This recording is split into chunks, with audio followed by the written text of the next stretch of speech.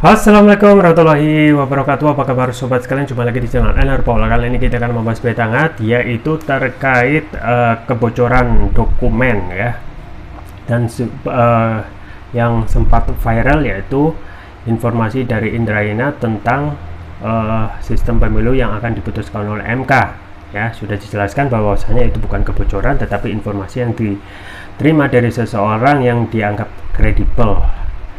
Nah, justru respon dari Mahfud MD ya selaku Menko Polhukam ya kurang pas gitu ya, dengan coba untuk melaporkan Denny Indrayana ya terkait informasi yang diduga bocor.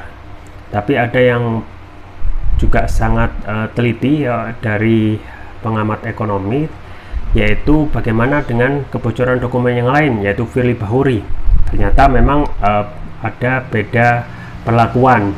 Di satu sisi Firly Bahuri ketika ada kebocoran dokumen itu ya Mahfud MD mendiamkan, tetapi ketika itu berkaitan dengan orang luar, yaitu bisa dibilang oposisi ya, perlakuannya sangat keras ya, terutama bagi Denny Indrayana yang saat ini panas ya, sempat didesak untuk diperiksa oleh kepolisian oleh Mahfud MD. Langsung saja kita baca dan kita ulas sesuai dilansir oleh Newsworthy. Beda tanggapan Mahfud MD dalam kebocoran dokumen Firly Bahuri dan Denny Indrayana, tebang pilih.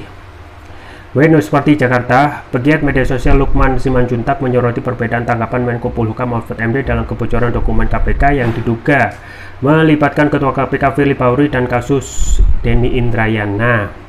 Melalui akun Twitternya, Lukman mengunggah dua berita berjudul Mahfud enggan tanggapi isu bocornya dokumen KPK yang diduga libatkan Firly Bahuri, dan Mahfud MD perintahkan polisi periksa Denny yang bocorkan rahasia negara. Mahfud tebang pilih, ungkap Lukman, dikutip Newsworthy dari Twitter @hipohan Selasa. Lebih lanjut, menurutnya jika Denny dianggap membocorkan rahasia negara, maka Mahkamah Konstitusi sepertinya akan memutuskan sistem proporsional tertutup atau coblos partai digunakan di pemilu 2024. BTW, jika Denny dianggap bocorkan rahasia negara, artinya beneran dong MK mau memutuskan agar sistem proporsional tertutup digunakan, ujarnya. Sebelumnya, Mahfud MD meminta aparat kepolisian memeriksa Denny Indrayana yang mengaku mendapatkan informasi Hakim MK akan mengembalikan sistem pemilu legislatif ke sistem proporsional tertutup. Mahfud MD melalui akun Twitter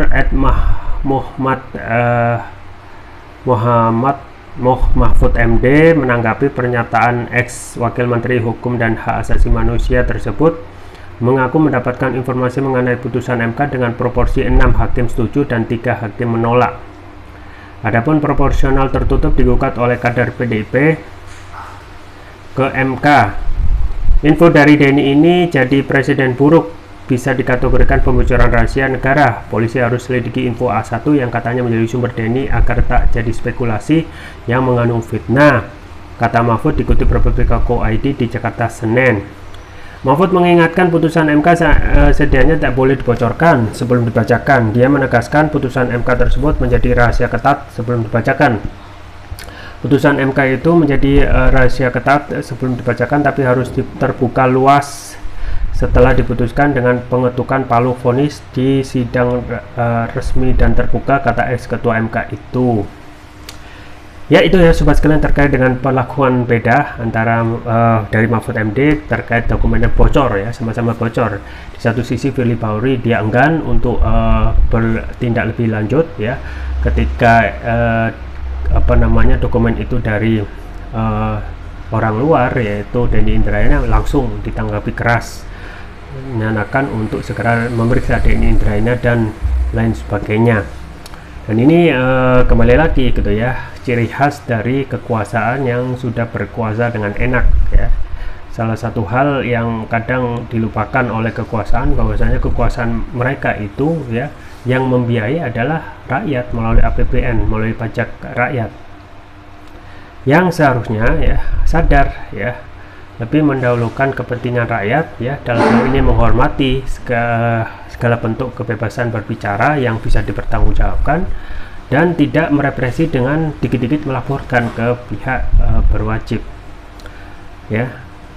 Dan apa yang disampaikan oleh Denny Indrayana selaku Profesor Ahli Hukum Tata Negara sudah bisa dijadikan pegangan, ya. Misalnya tentang dokumen itu sebenarnya bukan bocoran informasi yang diperoleh dari MK, ya, tapi seseorang yang dianggap kredibel mendapatkan informasinya, yaitu dari seseorang, ya, yang dipercaya oleh Denny Indrayana.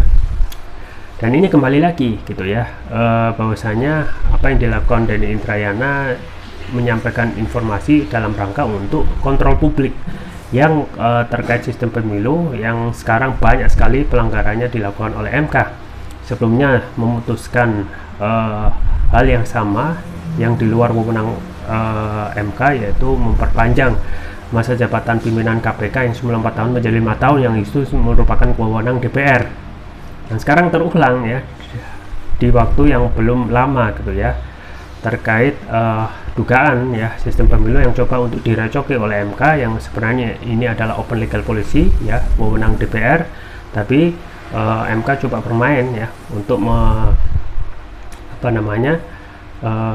memperlihatkan kekuasaan, ya, dan kadang tidak pernah ditegur secara keras oleh presiden, ya, dalam hal ini, yaitu sistem pemilu yang coba akan diputuskan akibat dari judicial review, ya, 6 orang, ya. 6 orang ini kalau dilihat memang hampir tidak mempunyai legal standing, ya.